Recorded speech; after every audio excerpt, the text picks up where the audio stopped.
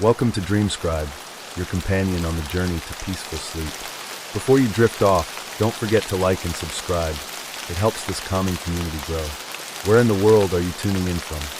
The road stretched infinitely ahead, a dark ribbon cutting through the vast emptiness of the desert. Ryan adjusted his grip on the wheel, his fingers tense. It had been hours since they had seen another car, another town, anything at all. Just endless road, flanked by rolling dunes and the occasional gnarled tree swaying in the midnight breeze. "Tell me we're almost there," Mark groaned from the couch in the back of the RV, tossing his phone onto the table. "My battery's dead, and I swear, if I have to listen to another one of Noah's conspiracy theories, I'm walking." "It's not a conspiracy," Noah shot back, eyes glued to his phone screen. "There are actual reports about weird disappearances on highways like this. The farther you go, the more you realize that you read way too much internet nonsense." Jess interrupted, smirking. "We're just in the middle of nowhere. Highways are lonely at night. That's all." Olivia, sitting by the window, didn't join in. She was staring at something in the rearview mirror. "Ryan," she said softly, "there's a light behind us." Ryan frowned and glanced up at the mirror. Sure enough, two small orbs of light flickered in the distance, just above the road. "Finally, another car," Jess muttered. "I was starting to think we were the last people on Earth." Ryan watched the lights for a moment longer before returning his attention to the road. But something about them felt wrong. A few minutes passed, then 10. The lights never changed position. They remained at the same distance, neither gaining nor falling behind. "They're not headlights," Olivia said, her voice hushed. "They're too high off the ground. They're floating." Mark leaned forward, peering through the back window. "Nah, it's probably just a truck in the distance. We can't see the shape of it yet. Right, Ryan?" Ryan didn't answer. He didn't know what to say. The lights didn't behave like normal headlights. There was no bouncing, no flicker of motion when they hit bumps in the road. They just hovered. "Okay, maybe it's a drone or something?" Jess suggested, but even she didn't sound convinced. Ryan pressed the gas pedal slightly, pushing the RV faster. The engine growled as they picked up speed. The lights matched them. Noah swallowed hard. "That's not normal. Maybe we should pull over," Olivia suggested, her voice hesitant. "See if they pass us?" "No way," Ryan said quickly. If they were another car, they would have passed us already. He gripped the wheel tighter, forcing his breathing to stay even. The road remained eerily empty, stretching into nothingness. The GPS had stopped tracking miles ago, and his phone showed no service. Then the lights shifted. Instead of staying directly behind them, they began to drift to the side of the road. Not like a car changing lanes, more like something floating effortlessly through the air. Olivia let out a sharp breath. "You see that? They're not following the road anymore. They're moving on their own." Jess leaned toward the window. "Okay, that's really weird." Mark laughed nervously. "Maybe we're just tired." "Maybe." The radio crackled to life. A distorted voice, barely above a whisper, slithered through the speakers. "Keep driving. The lights aren't normal. They aren't attached to a vehicle. They're floating. And now, the radio is speaking to them. What happens if they slow down? Or worse, if they stop?" The highway was an abyss of darkness, stretching endlessly in both directions. The road's faded white lines flickered under the headlights, but beyond that, the world felt swallowed by shadow. Inside the RV, the air had grown thick with unease. The floating lights in the rearview mirror remained, hovering just beyond reach, never closer, never farther. Ryan flexed his fingers against the steering wheel, his knuckles pale. "All right, I don't like this. We should have seen another car by now. A gas station. Anything." Jess shifted uncomfortably. "Maybe we're on one of those roads where there's nothing for miles. You know, like in the movies before something bad happens." Noah scoffed, but it lacked his usual confidence. Funny. Real comforting. Olivia barely heard them. Her focus was locked outside the window, watching the barren landscape roll by. Something was off. The stars above looked wrong. Too dim. Too distant. Mark exhaled sharply. "We need to pull over." Ryan shook his head. "Not happening." The asphalt shimmered under the headlights, almost like a mirage. "Is it me?" Olivia murmured.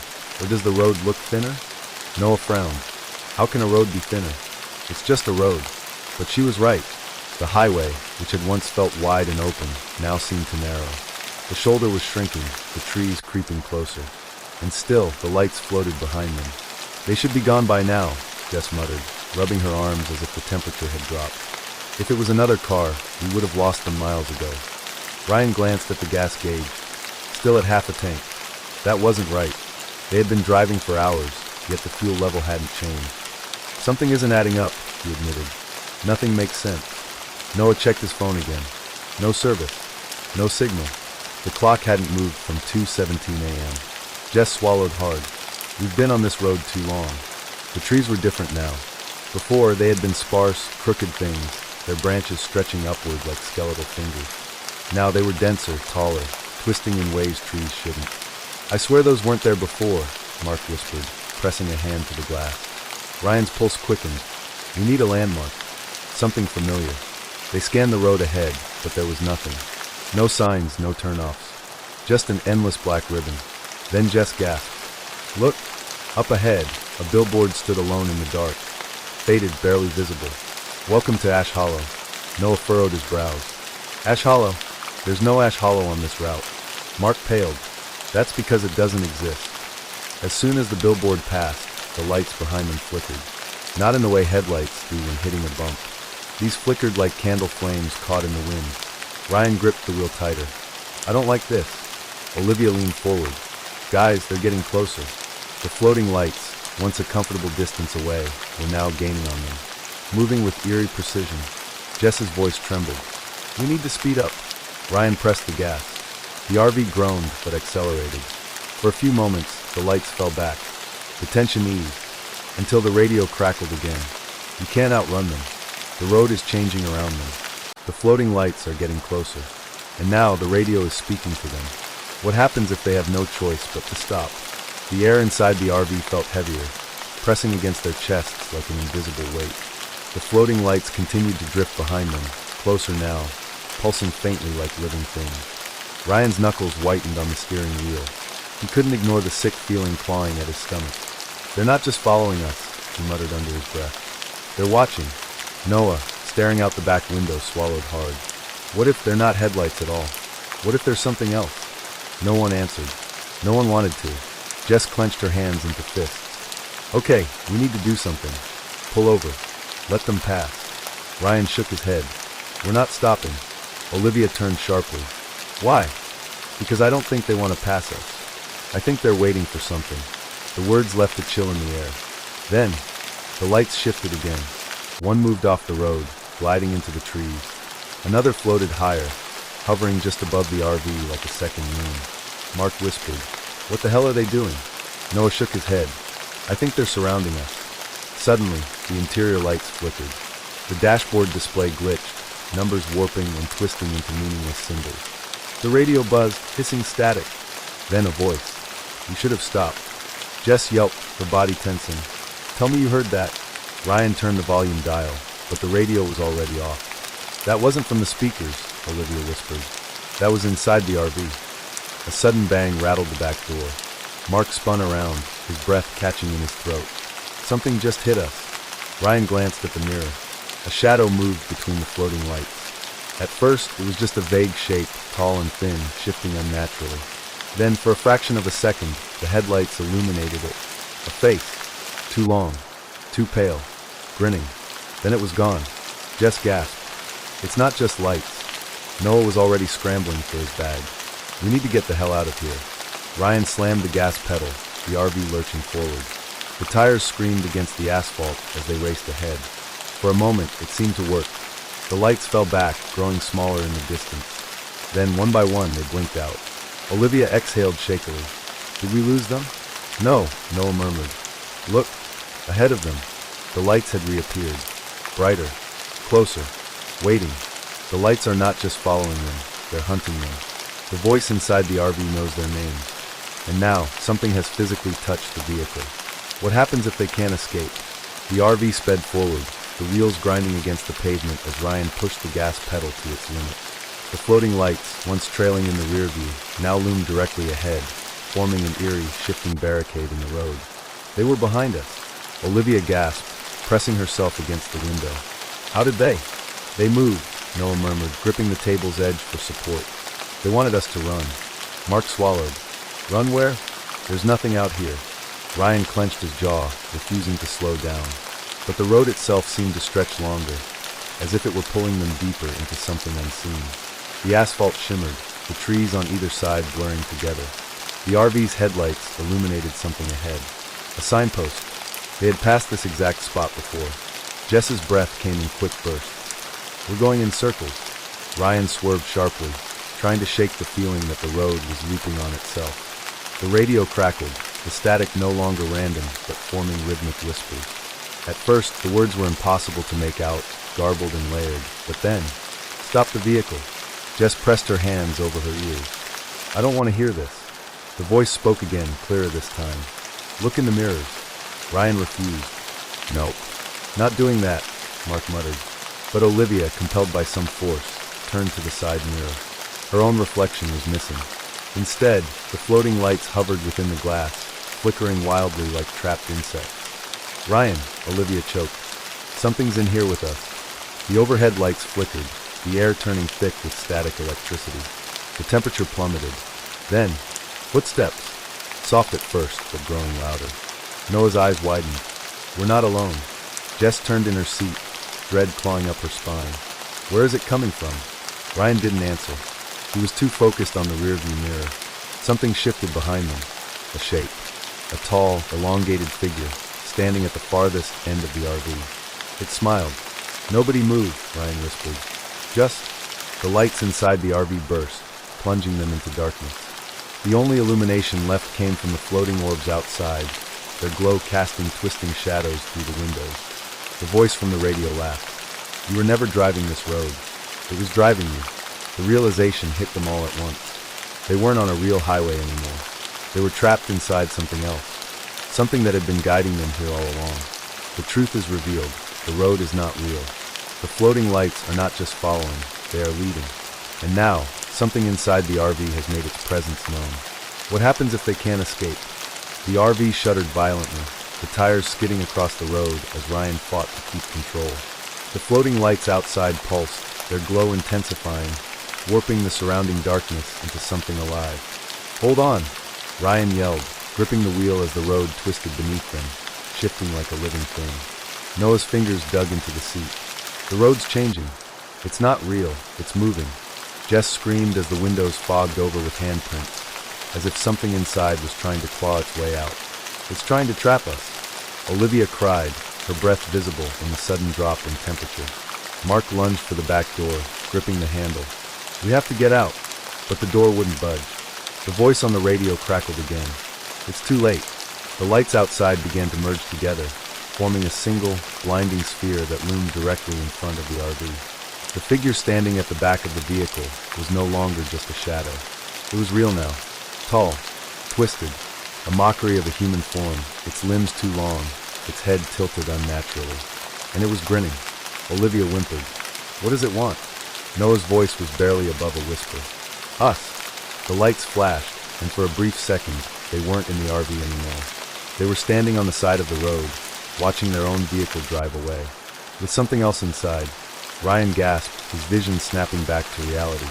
The RV wasn't driving itself yet, but it was close. "We need to stop this thing now," he shouted. Jess grabbed a metal flashlight and smashed the rearview mirror. The shadow entity shrieked.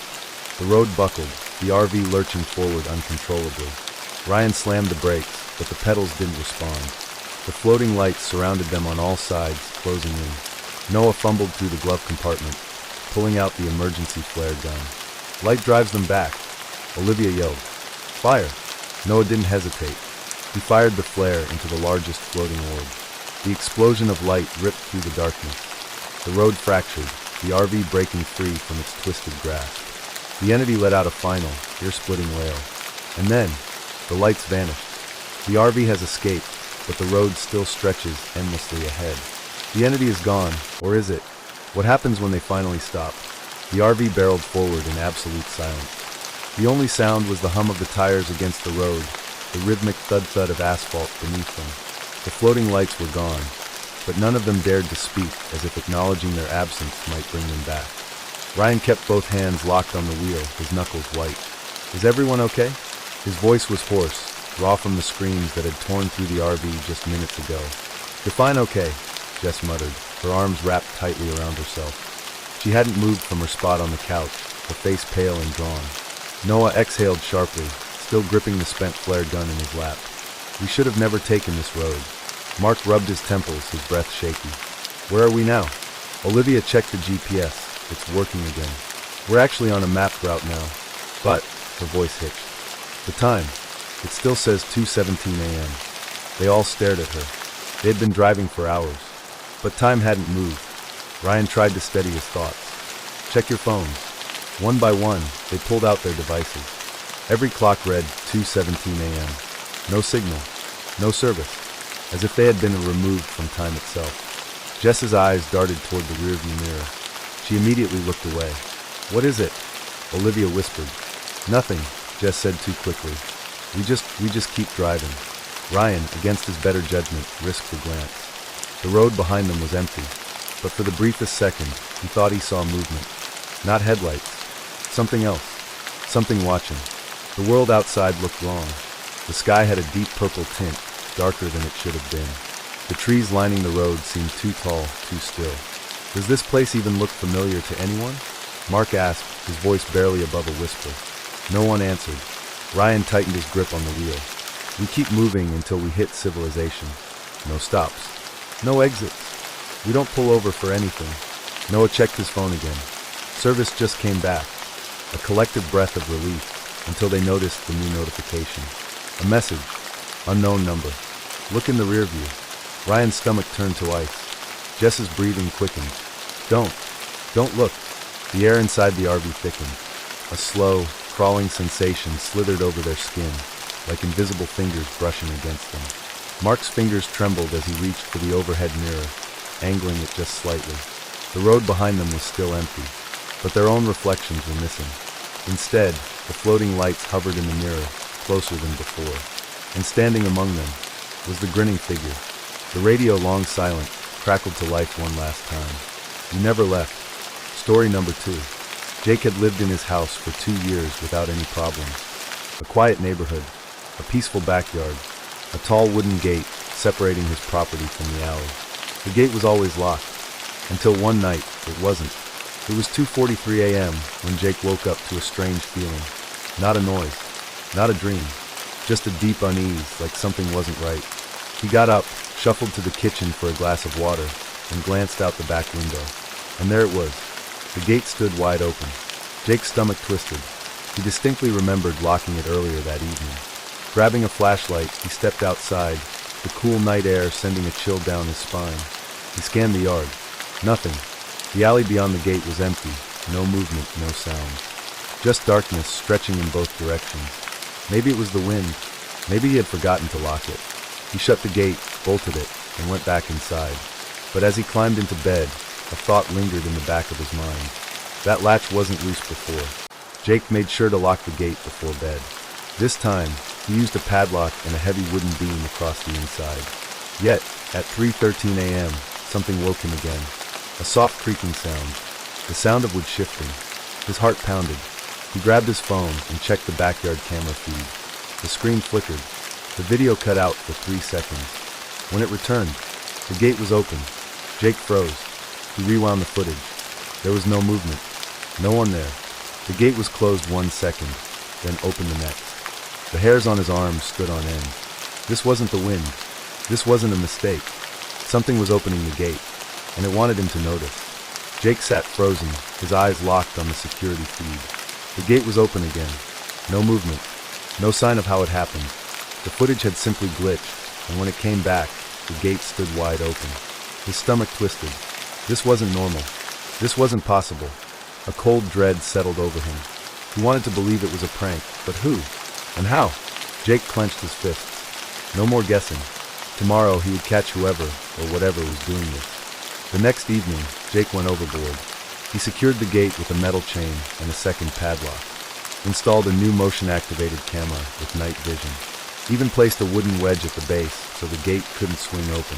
Before heading inside, he tested the locks twice. No way it could open now. Feeling slightly better, Jake went to bed early. Jake woke up gasping, like something had yanked him out of a dream. His room was completely silent, but his chest felt tight. Something was wrong. Heart pounding, he grabbed his phone and opened the security camera feed. The screen loaded, and Jake's blood ran ice cold. The gate was open. Again, But this time, the locks were still on. The metal chain was hanging in place. The wooden wedge was untouched. The gate had somehow opened through all of it. Jake sat up in bed, his breath shaky. And then, his phone vibrated. Emotion alert. The camera had picked up movement. Jake's hands trembled as he tapped the notification. The screen buffered for a moment. Then, the video played, a black and white image of the gate. For the first few seconds, nothing moved. Then, a shadow flickered past the frame. Too tall, too thin, too fast. Jake dropped the phone. Something had been there, watching, and it wasn't human. Jake stared at the phone screen, his hands shaking. The shadowy figure had moved too fast, a blur against the grainy footage. His mind raced. Was it an animal? A trick of the light? Or was something really out there? He swallowed hard. No more guessing. He was going to see for himself. Slowly, he slid out of bed. The air felt thick, like the entire house was holding its breath. He grabbed his flashlight and crept to the back door. Through the window, he could see the gate, wide open. Jake's pulse pounded. The locks were still on. The chain was still in place. But the gate stood open anyway, like something had walked through it. He reached for the doorknob, then stopped. A whispering sound drifted from the yard. Low, distant, like someone speaking just out of earshot. Jake's breath hitched. He turned off the flashlight and listened. The whispering grew louder, but there was no one there. Then, a single creaking noise, the sound of wood shifting. Jake's stomach dropped. The gate was closing by itself. Jake backed away from the door, his chest tightening. He watched, frozen, as the gate slowly shut, the bolt sliding back into place with a soft click. His head spun. How? He grabbed his phone, rewinding the security footage. His heart pounded as he watched. The gate was open. The shadow flickered past. And then, the footage skipped. 1 second, the gate was open. The next, it was closed. No movement. No wind. Like time had jumped forward. Jake felt a chill crawl up his spine. Whatever was opening the gate, it wasn't just passing through. It was already here. And it was inside the yard. Watching. Waiting. Jake's fingers tightened around his phone. The gate had closed by itself. The footage had skipped. Something was in the yard. Watching. Waiting. And he had no idea where it was now. His body screamed to run. To lock himself inside and forget this ever happened. But something deep inside him needed to know. He had to see it. Jake took a shaky breath and unlocked the back door. The air was heavy, thick with an unnatural stillness. His yard looked normal, but he felt it, that creeping, unseen presence. Like the space around him was occupied by something invisible. His flashlight flickered as he stepped onto the porch. Then, crunch, a sound directly behind him. Jake spun around, heart slamming against his ribs. Nothing, just his empty backyard. His throat went dry. Who's there? Silence. Then, the whispering returned. But this time, it was right next to him. Jake whirled toward the gate, and for the first time, he saw it. A figure stood in the open gateway. Tall, too tall. Its body was thin, stretched unnaturally, as if it had been pulled from another world. Its face was missing. Jake's breath hitched. It wasn't walking. It was drifting, like a shadow detached from the earth. It stopped just before the porch. Then it did something Jake would never forget. It tilted its head and reached out its hand. The choice. A voice, layered and distorted, filled the air. Come with me. Jake's legs locked in place. His body felt like it was being pulled forward. The gate stood open behind the figure. Beyond it, nothing but darkness. A void. A space where nothing existed. Jake's vision blurred. If he stepped through that gate, would he ever come back? Would he even still exist? Then, the figure took another step closer. Jake had to choose. Now, Jake couldn't move. The figure stood inches away, its stretched, hollow form radiating a cold, unnatural presence. The gate behind it remained open, and beyond the gate, only darkness. The whispering voice wrapped around his mind. Come with me. A shiver ran down Jake's spine. He didn't know where that gate led, but he knew one thing for sure. It wasn't anywhere in this world. A strange sensation crawled over Jake's skin, like something was trying to pull him forward. His feet inched closer. His mind screamed to stop, but his body wasn't listening. Lisa's words from earlier rang in his head. That gate feels wrong. He forced himself to move, to fight the pull, to step back. The figure's head tilted unnaturally, as if confused. Then, it reached for him. a long, bony hand stretching toward his chest. Jake's breath hitched. He did the only thing he could think of. He slammed the gate shut. The moment the gate closed, everything went silent. The air grew still. The whispering stopped. Jake's heartbeat hammered in his ears. Slowly, he backed away. His flashlight flickered violently, then cut out completely. Darkness swallowed the yard. Jake stood frozen, listening, waiting. And then, a single, soft knock came from the other side of the gate. Tap, tap, tap. Jake's blood ran ice cold. He turned and bolted inside, locking every door behind him. Through the window, he could still see the gate. It was closed, but something told him it wouldn't stay that way for long. Jake moved out 2 weeks later. The new homeowners, they never lasted long. No matter who moved in, no matter how many locks were added, that gate always opened again, and something was always waiting on the other side. Story number 3. The highway stretched endlessly into the night, a dark ribbon cutting through the vast emptiness of the desert. Ethan adjusted his grip on the steering wheel, eyes flicking between the yellowed lane markers and the glow of his dashboard. His RV rumbled steadily beneath him, the only sound breaking the silence apart from the occasional static fizzing through the old radio. He had turned it off hours ago, but it still crackled now and then, as if something unseen was trying to push its way through. A whisper of sound that wasn't there before. Ethan exhaled sharply, rubbing at the exhaustion pooling behind his eyes. He'd been on the road too long. Too many miles. Too many nights alone. The road ahead remained desolate. Not a single pair of headlights in sight. Not even the distant glow of a gas station or rest stop. Just him, the asphalt, and the eerie silence. Then he noticed something. A flicker in the passenger side mirror. His pulse ticked up as he glanced over. Just an empty seat. Of course, it was empty. It had been for years. But when his eyes returned to the mirror, he saw it. A shape. A silhouette in the reflection, sitting rigidly in the passenger seat. Ethan's throat went dry. His hands clenched the wheel. His first instinct was to turn his head, to confirm what he was seeing, but something in his gut screamed at him not to. The figure in the mirror was facing forward, unmoving. Its features were blurred, almost static-like, as if the reflection itself was trying to distort it. Ethan's heart pounded against his ribs. He forced himself to take slow, measured breaths. He had been driving for hours. Maybe it was a trick of exhaustion, a shadow cast by the moonlight, an illusion created by his tired mind. His fingers twitched, reaching toward the mirror to adjust the angle. The instant he touched the glass, the figure moved. It turned its head toward him. Ethan yanked his hand back like he had been burned. A sharp, involuntary gasp escaped his lips. The thing in the mirror was looking directly at him now. Its face was still a blur, like an untuned television screen, but he could feel the weight of its gaze. It saw him. It knew he saw it. The RV swerved slightly, and Ethan forced himself to refocus on the road. Don't crash. Keep driving. His mind screamed at him to look at the passenger seat, to confirm if it was truly empty. But he couldn't. Some instinct, primal and ice cold, locked his eyes forward. If you look, it'll be real. The radio static hissed louder. A low, almost inhuman murmur crawled through the speakers, just beneath the static, like a voice trapped in the white noise. Then, the seatbelt in the passenger seat clicked. A sharp, deliberate sound in the quiet of the RV. Ethan's breath stuttered. His grip on the wheel turned vice-like. The road ahead blurred for a split second as adrenaline flooded his system. His stomach turned ice cold. He knew that sound. He had heard it before 1,000 times. Someone just buckled in. His entire body went rigid. No. Slowly, barely breathing, he reached for the radio dial, turning it off completely. The static vanished. The silence became unbearable. His hand trembled as he reached for the mirror again. Maybe if he adjusted it, the figure would be gone.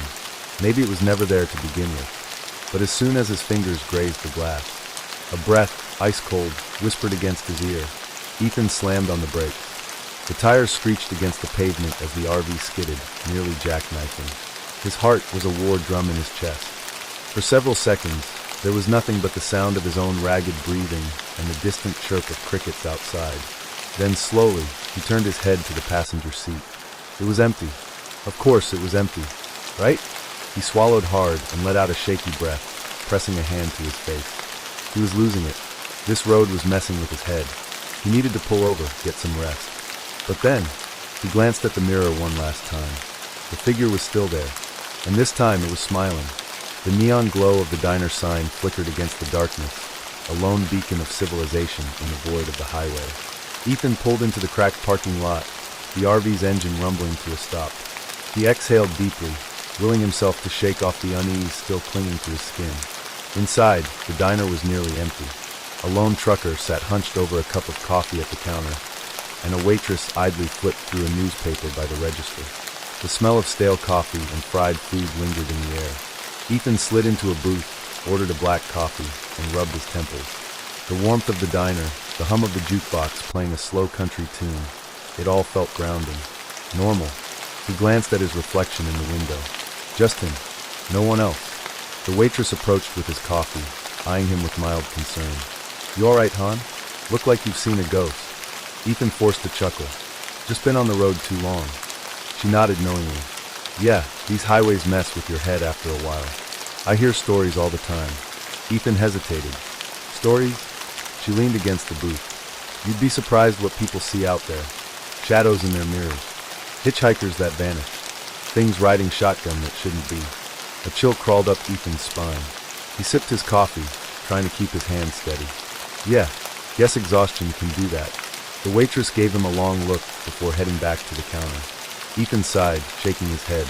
It was just his mind playing tricks. It had to be. Still, as he slid a few bills onto the table and stepped back out into the night, he hesitated before looking at the RV's side mirror. It was empty, but something about the glass still felt wrong, like it was waiting for something to appear. First major encounter. Ethan climbed back into the RV, but something felt off. As he turned the key, the radio erupted with a sudden blast of static, louder than before, almost deafening. The air inside the vehicle had changed. It was heavier, charged like the air before a storm. Something was in here with him. Then, just as suddenly, the static cut out, and from the speakers, a single, distorted voice whispered, "Keep driving." Ethan's blood turned to ice. Ethan gripped the wheel tighter, his knuckles pale under the dim light of the dashboard. His heartbeat had yet to slow, even after miles of pushing the RV past its limits. The ghostly figure in the passenger seat reflection had disappeared after the near crash, but its presence lingered like a sickness in his gut. This wasn't just exhaustion. This wasn't just a hallucination. Something was in the RV with him, and he needed answers. His headlights caught the sign just in time. Hollow Creek Gas, 3 miles ahead. He almost missed the turn but jerked the wheel, sending the RV rattling onto the old exit. The gas station sat alone, surrounded by nothing but black woods. A single neon, open sign buzzed in the window, flickering unevenly. He pulled in fast, tires crunching over loose gravel. The station was empty, except for an old truck near the pump. Inside, a man with a grizzled beard stood behind the counter, barely looking up from his newspaper. Ethan climbed out of the RV, scanning the side mirror one more time. Nothing. Still, he wasn't stupid. The moment he turned his back, that thing could come back. He walked inside, the bell on the door jingling dully. The man glanced at him over his reading glasses. "Need a fill up?" Ethan hesitated before nodding. "Yeah, you got a payphone." The old man raised an eyebrow but jerked his thumb toward the corner. "Ain't many folks using those anymore." Ethan ignored the comment and approached the phone, fumbling for coins. There was only one person he could call who might understand this. Jack. His old friend had spent years diving into weird, unexplainable phenomena. Conspiracies, urban legends, you name it. If anyone could make sense of this nightmare, it was him. The phone rang, and rang, and rang. Then, just as Ethan was about to hang up, a voice crackled through the receiver. "Yeah." Ethan exhaled, relief flooding his chest. "Jack, it's me." A long pause. Then, "Ethan? Jesus, man. It's almost 2 in the morning. What's going on?" Ethan glanced toward the RV. His voice dropped lower. "Something's wrong, Jack. I don't even know how to explain it. I think I'm being followed. By something." Another pause. Then Jack's voice grew sharper. "Where are you?" "Middle of nowhere. Some gas station off the 72. "All right. Don't move." A rustling sound came through the phone, like Jack was digging for something. "Tell me exactly what's happening." Ethan swallowed hard. Then, gripping the receiver tight, he told him everything. About the figure in the mirror. About the seatbelt clicking on its own. About the radio whispering his name. Jack listened in silence. When Ethan finished, his friend let out a slow breath. "Shit. What? I've heard something like this before. Ethan's blood ran cold. You have. There's an old story. Truckers mostly. A thing that rides with people. Not in the car itself, but in the reflection. The second you see it, it doesn't go away. It stays with you. Ethan's mouth went dry. How do I get rid of it? A hesitation. That's the part no one really knows. Come on, man. Some say it's tied to the driver, Jack continued, voice grim. That it doesn't just pick anyone. It picks a passenger. Someone you lost. Someone who should have been there but isn't. Ethan's stomach twisted. A passenger. His gaze flicked toward the RV. And for the first time since this nightmare began, his mind went somewhere he had been avoiding. Hannah. His sister. The crash. The night she died. The empty seat beside him ever since. A sharp noise crackled through the phone. Static. Then, beneath the hiss, Ethan swore he heard something else. A whisper. His name. Then the line went dead. Ethan didn't stop driving until he reached the next town. The gas station had become unbearable, the silence too loud, the air too thick. He needed people around him. Some kind of reality check. He pulled into a small diner just off the highway. The kind that never closed. The bell jingled as he stepped inside, the warm scent of coffee and syrup filling the air. A few late-night stragglers sat in booths, nursing half-empty cups. Ethan slid into a seat near the back, keeping the RV within sight through the window. A waitress approached, offering a tired smile. What'll it be, hon? Coffee. Black. She nodded and disappeared behind the counter. Ethan exhaled slowly, running a hand down his face. The call with Jack had left him shaken. If the thing in the mirror was tied to someone missing, did that mean it was Hannah? And if it wasn't, then what the hell was it? A movement caught his eye. Someone had slid into the booth across from him. A man, late 50s, sharp blue eyes, dressed in a faded leather jacket that had seen better days. You look like someone who's seen a ghost, the man said, voice low and knowing. Ethan tensed. Excuse me? The man nodded toward the window, toward the RV. You're the one driving that, aren't you? Ethan's pulse ticked up. Yeah. So? The man leaned in. It's still with you, isn't it? A chill ran down Ethan's spine. What the hell are you talking about? The stranger sighed. I've seen it before. The thing in the mirror. Ethan's breath caught. You've seen it? The man's eyes darkened. Not personally, but I knew someone who did. Ethan stared at him, his heart hammering. What happened to them? The stranger exhaled, drove themselves off the road. A silence settled between them. Heavy, suffocating. Ethan's throat went dry. How do I stop it? The man hesitated. There's one way. Ethan leaned forward. Tell me. The stranger held his gaze. Then, voice barely above a whisper, he said, You have to let it in. Ethan's blood turned to ice. The words echoed in his head as he walked back to the RV, coffee forgotten. You have to let it in. Was that what it wanted? Had it been waiting for an invitation? Ethan reached for the door handle, but something made him pause. His reflection in the window wasn't alone. The passenger seat reflection was occupied again. The figure sat motionless, facing forward. But this time, the static over its face was clearing. It was becoming clearer. Ethan's breath hitched. His hand trembled over the door handle. What if it was Hannah? What if she had been there all along, waiting? And what if? He finally looked. Ethan gripped the RV's steering wheel so tightly his fingers ached. The night pressed in from all sides, heavy and suffocating. Every muscle in his body screamed at him to keep driving, to push forward, to outrun the thing in the mirror. But he knew now. He couldn't run forever. The diner stranger's words echoed in his skull, relentless and damning. You have to let it in. The reflection in the passenger seat was no longer just a shadow. The static was clearing. The shape was becoming someone. And deep down, Ethan already knew who. The highway stretched endlessly ahead, 2 lanes of cracked asphalt cutting through the darkness. No other cars, no streetlights, just him and the empty road, and the passenger in the mirror.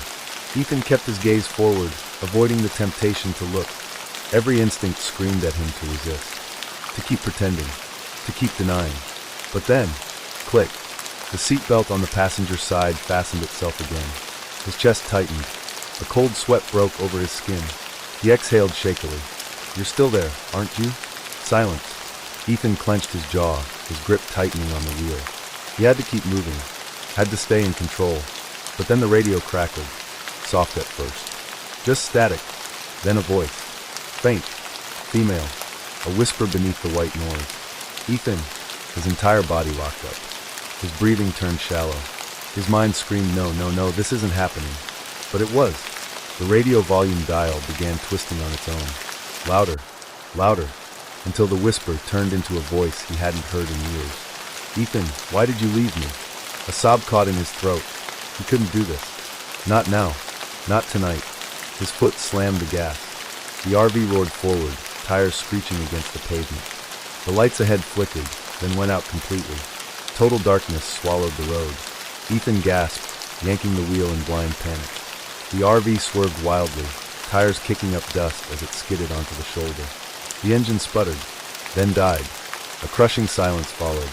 Ethan sat frozen, his own breath ragged in the stillness. The only sound was the rhythmic tick, tick, tick of the cooling engine. He reached for the key, twisted it. Nothing. Tried again. Dead. His pulse thundered in his ears. He was stranded. Alone. Or worse, not alone at all. Slowly, his gaze slid toward the side mirror. The passenger seat reflection was no longer empty. For the first time, he let himself truly look. And the moment he did, the world around him seemed to warp.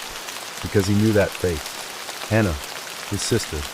Her image was still flickering slightly, like a distorted VHS tape, but the features were unmistakable. Wide, haunted eyes. A delicate face half-shrouded in static.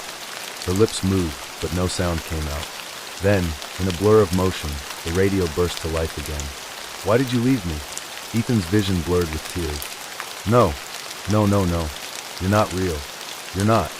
You left me behind. His chest constricted. He shook his head violently. I didn't. The memory slammed into him like a freight train. It was supposed to be a simple road trip. Hannah had always wanted to see the coast. Just her and Ethan, the open road, the wind in their hair. They had promised each other. No more running from the past. No more looking back. But then the accident happened. The storm had come out of nowhere. 1 second, they were laughing, planning their next stop. The next, headlights, skidding tires, impact. Ethan had woken up to shattered glass, rain pouring in through the broken windshield. And Hannah hadn't woken up at all.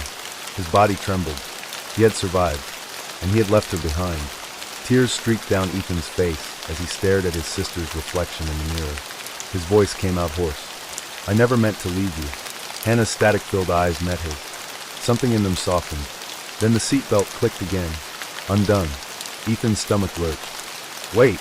The air in the RV changed. A cold pressure filled the space beside him, like something unseen had moved closer. The lights flickered back on. The engine hummed to life on its own. And then the voice. Soft. Warm. No longer just static. Drive, Ethan. His breath hitched. He gripped the wheel, his hands trembling. Hannah? The radio crackled once more. Just drive. For the first time in years, Ethan didn't feel alone. So he did. The RV rolled forward, smooth as ever. The road stretched ahead, endless and quiet. But Ethan knew things weren't the same. He felt the presence beside him now. Not just in the reflection, but in the seat. And when he glanced at the mirror one last time, his heart clenched. Hannah was there, smiling. Static flickered at the edges, like she wasn't entirely solid. Like she was never meant to be here. But she was. Finally she was. Ethan let out a shaky breath and turned back to the road. The RV continued forward, carrying both of them into the dark. Together. Ethan had been driving for what felt like hours, though time had lost all meaning. The presence beside him was no longer just an eerie feeling or a trick of the mirror. It was real, palpable. Hannah's reflection remained in the side mirror, her expression softer now, though static still danced at the edges of her form. The weight of unspoken words hung between them. But something had changed. The road wasn't ending. Ethan frowned, his grip tightening on the wheel. The highway stretched forward into the horizon, but the signs were repeating. The same gas station, the same twisted tree, the same abandoned diner. Looping. A chill ran down his spine. He was trapped. Ethan's pulse quickened as he tried to shake the growing sense of dread.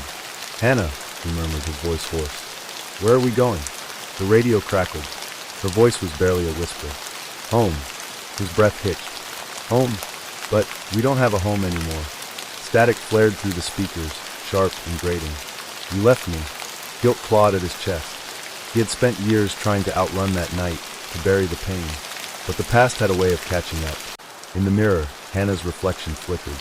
Her eyes, once so full of life, now shimmered with something unreadable. Longing, sadness, hope. The road signs changed. Ethan's stomach twisted as he recognized the name. Crescent Ridge. The place where everything had gone wrong. Ethan's fingers dug into the leather of the steering wheel. This isn't real. But the RV rumbled forward as if pulled by an unseen force. A town that shouldn't exist anymore was waiting for him. His throat tightened. Hannah, why are we going back? The radio's static ebbed, and this time her voice was clear. Because you never looked. Ethan's knuckles went white. He knew what she meant. He had never gone back after the accident. The guilt had consumed him. He had convinced himself there was nothing left, that returning would only make things worse. But maybe, just maybe, he had been wrong. The RV rolled into Crescent Ridge as dawn painted the sky in shades of purple and gold. The town looked frozen in time. Storefronts were boarded up. Streetlights flickered weakly. And then there it was, the crash site. Ethan's breath hitched. The remnants of his old car still lay in a twisted wreck at the base of the hill. The sight made his stomach lurch. He had crawled out of that wreckage. Hannah hadn't. He killed the engine and sat in silence. The air inside the RV grew thick, suffocating. Then slowly, the passenger door opened on its own. Ethan's heart pounded. A cold breeze rushed in, and for the first time, Hannah wasn't just in the mirror. She was standing beside the wreckage. Ethan's legs felt heavy as he stepped outside. The ground beneath him felt wrong, like walking through a dream. Hannah turned to face him. Her eyes shimmered, reflecting 1,000 unsaid words. "You never came back," she whispered. Ethan swallowed hard. "I was scared." Tears welled in her spectral eyes. "So was I." He took a shaky breath. I thought you were gone. I thought I lost you forever." Hannah smiled softly. "Not lost. Just waiting." Ethan's vision blurred. He had spent years running, convincing himself that facing the past would break him. But now, standing here, he realized something profound. He hadn't been running from Hannah's memory. He had been running from himself. Hannah took a step back, her form growing fainter. "You have to let me go now." A lump formed in his throat. "But what if I don't want to?" She gave him a sad smile. "You already have." The weight in his chest lightened. The guilt that had anchored him for so long began to dissolve. And then Hannah faded. The air stilled. The morning light felt warmer. The road ahead was open again. Ethan exhaled, wiping his face. He climbed back into the RV, turning the key. The engine roared to life. For the first time in years, he knew where he was going. And as he pulled onto the road, he glanced at the side mirror one last time. Hannah was gone. But this time, the seat wasn't empty. It was just a seat. And for the first time, that was okay. Story number 4. Jake turned the key in the lock, testing it twice. Click, click. The RV's door was secure. He let out a sigh and turned back to the others. "All right, door's locked." Again. Lisa chuckled nervously. "You're getting paranoid." Ethan stretched on the couch. "I mean, we're in the middle of nowhere. Who's gonna try to get in? A coyote?" Mia shot him a look. "Or maybe we just don't want to get murdered in our sleep." Jake smirked, but something about her words lingered in his mind. It was their third night on the road, and tonight they were parked at a lonely rest stop off a highway in the middle of the desert. No houses, no other cars, just silence. Jake checked the lock one last time before heading to bed. 3:12 a.m., the first time it happened. Click. The sound was so soft that at first, Jake thought he had imagined it. But then, creak. Jake's eyes shot open. Something was off. The air inside the RV felt thicker, colder. Then he heard it. A slow, deliberate shift of metal. The sound of a lock turning. Jake's blood ran cold. He sat up, heart hammering in his chest. The RV was completely dark. He glanced toward the door, and his stomach dropped. The lock was undone. The door was slightly open. A sliver of pitch-black darkness peeked through the gap. Jake stopped breathing. For a second, he just stared at it. Then, he shot out of bed, rushed to the door, and slammed it shut. Click, click. He locked it again. His hands were shaking. He turned to the others, still sleeping soundly. Had he imagined it? His eyes darted to the clock. 3:12 a.m. Jake didn't sleep for the rest of the night. He sat in bed, staring at the door, waiting for something to happen. Nothing did. By morning, he almost convinced himself it was a dream. Almost. Before bed, Jake told the others. Lisa laughed. "Maybe you forgot to lock it." Mia frowned. "You think someone tried to get in?" Ethan stretched. Maybe the latch is loose. I'll check it tomorrow. Jake didn't argue, but tonight, he was going to watch it happen. Jake sat in the driver's seat, half awake, his phone clutched in his hand. The clock read 3:11 a.m. Then, click. The lock slid open on its own. Jake's breath caught in his throat. The door creaked open, just an inch. A sliver of pure blackness peeked through the gap. Jake's skin crawled. His fingers tightened around his phone. He turned on the camera and hit record. For a long, horrible moment, nothing moved. Then, a whisper. Faint. Right outside the door. Jake's heart slammed against his ribs. The whispering grew louder, like multiple voices overlapping. Come outside. Jake jumped to his feet, slammed the door shut, and locked it. The voices stopped instantly. The air grew silent. Jake turned his phone toward the window, recording the outside. Nothing, but something felt wrong. His hands shaking, he looked at the clock. 3:13 a.m. Whatever this was, it only happened at 3:12. Jake's hands shook as he replayed the video. The footage showed exactly what he saw. 3:12 a.m. The lock clicked open by itself. The door creaked open slightly. The whispering started, but there was nothing outside. No shadows, no movement, just blackness beyond the door. Lisa groggily sat up. Jake, why are you recording the door at 3 a.m.? Jake's voice was hoarse. Because it keeps unlocking by itself. Mia rubbed her eyes. Wait, what? Ethan snatched the phone, watching the video. For once, he had nothing sarcastic to say. Lisa's face paled. No way. That's not possible.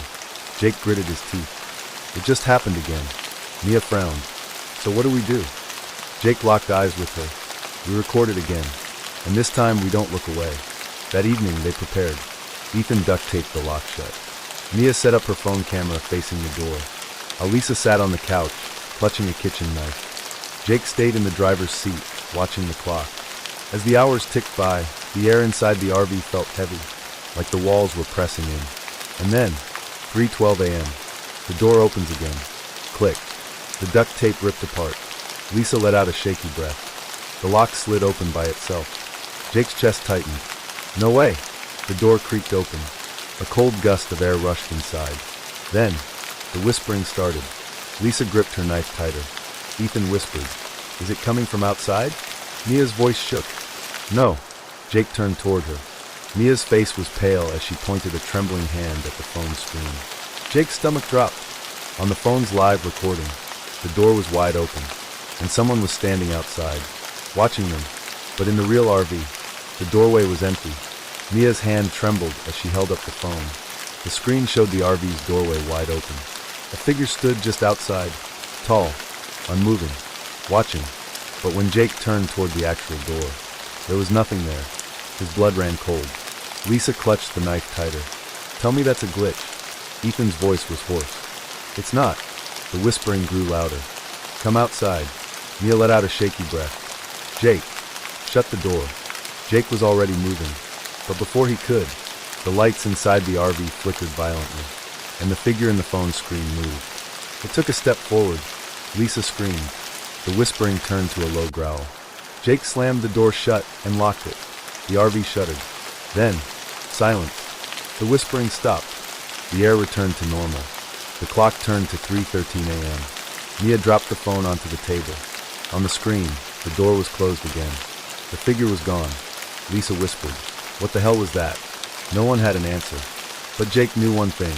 He would be back tomorrow. Nobody slept. They sat in tense silence, the only sound their uneven breathing. Outside, the desert was calm again, as if nothing had happened. But they all knew the truth. The door would unlock again. And next time, it might not wait outside. By morning, Mia was already digging through her phone. Guys, I found something. Jake leaned over, his stomach tight. What is it? Mia turned the screen toward them. It was a local news article from 3 years ago. Missing couple's RV found abandoned. Door left open. Lisa's face paled. Ethan sat forward. Where did this happen? Mia scrolled. Half a mile from where we're parked. A cold silence filled the RV. Jake's jaw clenched. We're leaving. Now. Lisa nodded quickly. Yes. Yes, please. Jake started the engine. The RV rumbled to life. He hit the gas, and the dashboard lights flickered. For a brief second, the clock reset to 3:12 a.m. Then back to normal. Jake's breath hitched. The RV wasn't letting them leave. They drove all day, past towns, highways, crowded streets. But when they pulled into a new rest stop to sleep, Mia checked the GPS. Her voice dropped to a whisper. Jake, this can't be right. Jake's stomach twisted. What? Mia turned the screen toward him. We're back where we started. Lisa let out a broken sob. No, that's not possible. Ethan clenched his fists. The hell it isn't. We've been driving for hours. But no matter how far they went, they always ended up back here. Back where the door unlocked itself. And the thing waited outside. Jake's hands tightened around the wheel. This was it. They had one last chance to stop this. Because tonight, it wouldn't just be waiting outside. Tonight, it was coming in. Jake gripped the wheel tighter, his pulse hammering in his ears. No matter how far they drove, how many turns they took, they always ended up back here. The same empty rest stop, the same eerie silence. And in a few hours, the door would unlock again. Lisa's voice quivered. What do we do? No one answered, because deep down they all knew. There was no leaving, not until it was done with them. They sat together, armed with flashlights, knives, and a plan. Mia's phone was recording. Ethan held a crowbar. Lisa prayed under her breath. Jake stared at the door, waiting. Tick, tick, tick. 3:11 a.m. The air grew thick, heavy, wrong. The lights dimmed. A low humming noise filled the RV. Then, click. The lock slid open. The door creaked. And this time, it swung wide open. Lisa screamed. Jake's breath caught, because outside wasn't the desert anymore.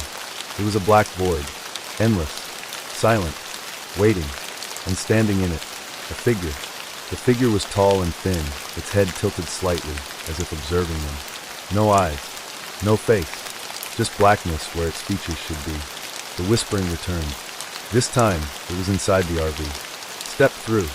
Mia shook her head violently. Don't move. Don't answer it. Ethan gripped the crowbar. Close the damn door. Jake tried, but his body wouldn't move. His feet felt glued to the floor. Lisa's voice cracked. It's inside. It's inside. The whispering grew louder. One of you must go. Mia suddenly gasped. She pointed at the phone screen. Jake turned, and his blood ran ice cold. On the recording, they were all still there, except Lisa. Lisa's seat was empty. Lisa let out a strangled sob. No, I'm right here. Ethan grabbed her arm. You're not. It's already started. Then, Lisa's body stiffened. Her breath hitched. She turned toward the door and stepped forward. Lisa stopped. Mia screamed, lunging for her. But it was too late. Lisa stepped into the black void and disappeared. The door slammed shut. The whispering stopped. The lights brightened. And just like that, it was over. Morning came. Jake, Mia, and Ethan sat in stunned silence. Lisa was gone. No trace of her. No memory of her seat ever being occupied. But the worst part, her name had disappeared from their phones. Their pictures. Their memories. Mia's voice was barely above a whisper. What was her last name? No one answered, because they couldn't remember. But deep in the desert, parked in a lonely rest stop, the RV door unlocked itself again, waiting for its next traveler. Story number 5. The highway stretched ahead, an endless ribbon of cracked asphalt cutting through the desert. The setting sun bled orange and red across the sky, casting long, eerie shadows over the barren landscape. The RV rumbled steadily beneath them, the soft hum of the tires the only sound breaking the silence. Ryan adjusted his grip on the wheel. The drive had been uneventful, too uneventful. For hours, they had seen no towns, no gas stations, not even a single roadside diner. Just emptiness. Are we lost? Olivia asked from the passenger seat, her gaze flicking between the GPS and the endless stretch of road ahead. No way, Noah piped up from the back, his phone screen glowing in the dim light. GPS still has us on Route 86. Then why does it feel like we've been driving the same stretch of road for hours? Jess murmured, rubbing her arms. I swear I've seen that same dead tree 3 times already. Ryan frowned. She wasn't wrong. Something about the road felt wrong. Then, as if materializing from the desert itself, the convoy appeared. It started with a single pair of dim taillights in the distance. Then another, and another. A line of RVs stretched far ahead, moving in perfect unison. Each vehicle matched the same speed, their movements almost synchronized, as if they were all tied to an invisible string. Where the hell did they come from? Mark asked, leaning forward. Ryan's brow furrowed. I didn't see them a minute ago. That's weird, Olivia muttered. You don't just not notice a whole convoy of RVs. Noah pulled out his phone and aimed the camera out the windshield. Might as well document our fellow travelers. He snapped a photo and checked the screen. There was nothing there. Just an empty road. No convoy. No lights. Nothing. A cold knot tightened in Ryan's stomach. His eyes flicked from the road to Noah's phone and back. The convoy was still there in front of them, clear as day. Try again, Jess said, her voice strained. Noah hesitated, but took another picture. When he looked at the screen, still nothing. Mark gave a nervous chuckle. Okay, that's freaky. Maybe it's just glare or something, Noah reasoned, though his voice lacked confidence. Ryan didn't respond. His hands were gripping the wheel tighter now. His instincts screamed at him. Something was wrong. They followed the convoy as the sky darkened, the last rays of sunlight disappearing behind the mountains. One by one, the RVs ahead flicked on their headlights, glowing like floating orbs in the night. Still, none of the travelers ahead acknowledged them. No changing lanes. No pulling off to rest stops. No sign of movement inside the vehicles. They're moving too perfectly, Olivia whispered. Like they're not even driving. Ryan stole a glance at his fuel gauge. Half a tank left. Enough to keep going for a while, but something inside him urged caution. The radio crackled with static. Then, a voice. You shouldn't be here. The convoy shouldn't exist. It doesn't appear in photos, its drivers don't move, and now the radio is warning them. What happens if they try to leave? The night settled thick around them, pressing in like a weight. The convoy ahead remained eerily silent, moving with unnatural precision.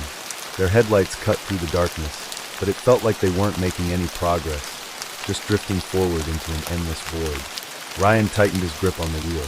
The air inside the RV felt heavy, charged with something unspoken. Outside, the desert had become nothing but a black abyss. The horizon blurred as if the sky and earth had melted together. Why aren't they stopping? Olivia whispered, pressing her forehead against the window. Not for gas, not to rest, nothing. Noah checked his phone again. Still no service. Maybe they know something we don't, Mark muttered, watching the convoy through narrowed eyes. Like, maybe we shouldn't stop either. Jess swallowed hard. Do you hear that? They fell silent. A low, rhythmic humming drifted through the air. So subtle it was almost indistinguishable from the sound of the tires on the road. But it was there, and it was coming from the convoy. Ryan slowed the RV slightly, easing back from the vehicles ahead. Instantly, the entire convoy matched his speed. That's not normal, Noah said, voice tight. Ryan gritted his teeth and tapped the brakes. The RV jolted, and so did every RV in the convoy, in perfect unison. Jess let out a shaky breath. It's like they're connected. Mark grabbed his camera and snapped a photo. Let's see it. He stopped, staring at the screen. His hands trembled as he turned the camera around. The photo showed the highway, the RV's dashboard, Olivia leaning toward the window. But the convoy was missing. As they continued driving, the desert scenery seemed to warp. The same cacti appeared again and again, standing at identical angles, as if copy-pasted across the terrain. The mountains in the distance never seemed to get any closer. I don't think we're actually moving, Olivia murmured. Ryan shook his head. That's impossible. But was it? The fuel gauge hadn't changed since they started following the convoy. The odometer wasn't ticking up anymore. It was as if they were trapped in a looping segment of reality. The radio, silent for hours, crackled suddenly. A voice, distant and distorted. Turn around. Ryan's heart pounded. He yanked the wheel hard to the right, veering off the highway onto the shoulder. The RV skidded slightly, kicking up dust. They expected the convoy to keep driving, expected to finally break free. But as soon as they turned off the road, the convoy turned with them. A collective breath hitched inside the RV. The realization set in. They weren't following the convoy. The convoy was following them. The road is not behaving normally. The convoy is mimicking their every move. And now, something is trying to warn them over the radio. What happens when they try to stop? The humming grew louder. It wasn't coming from their RV. It was resonating from every vehicle in the convoy, a deep, vibrating sound that made their bones ache. Ryan clenched the steering wheel tighter. This is getting too weird. Noah's fingers hovered over his phone. Still no signal. It's like we're completely cut off. Jess leaned forward. Look at the other RVs. The convoy ahead moved in perfect sync, no swaying, no subtle corrections, as if they were all connected by some unseen force. But the strangest part was the windows. Not a single person was visible inside. No drivers? Olivia's voice was barely above a whisper. That's impossible. Mark shook his head. I don't like this. We should turn back. Ryan took a deep breath. We tried. The convoy followed us. A heavy silence filled the RV. They weren't following the convoy. The convoy was trapping them. A sign appeared on the side of the road. Welcome to Ash Hollow. Jess stiffened. Didn't we see that before? Ryan's heart pounded. They had. 20 minutes ago. They had driven in a full loop. Noah exhaled sharply. We're stuck in some kind of repeat. Mark leaned over the back seat, his voice barely controlled. So how do we break it? The radio crackled. Static filled the RV, growing louder and sharper. Then, stop the vehicle. Ryan hesitated. What if we do? Noah shook his head. What if we don't? The static sharpened again, and this time, something new came through the speakers. A voice. A distorted, breathy whisper. Let us in. Jess covered her ears. Make it stop. Ryan's hand hovered over the ignition. If he stopped, would the convoy swallow them whole? If he didn't, would they ever find a way out? The convoy is not normal. The road has looped them back, and now something is speaking through the radio. What happens if they stop the RV? Ryan gritted his teeth. We need answers. He flicked on the high beams, illuminating the convoy ahead. The RVs cast long, unnatural shadows, stretching far beyond what seemed possible. Then, one of the back doors creaked open. Noah's breath hitched. Did you see that?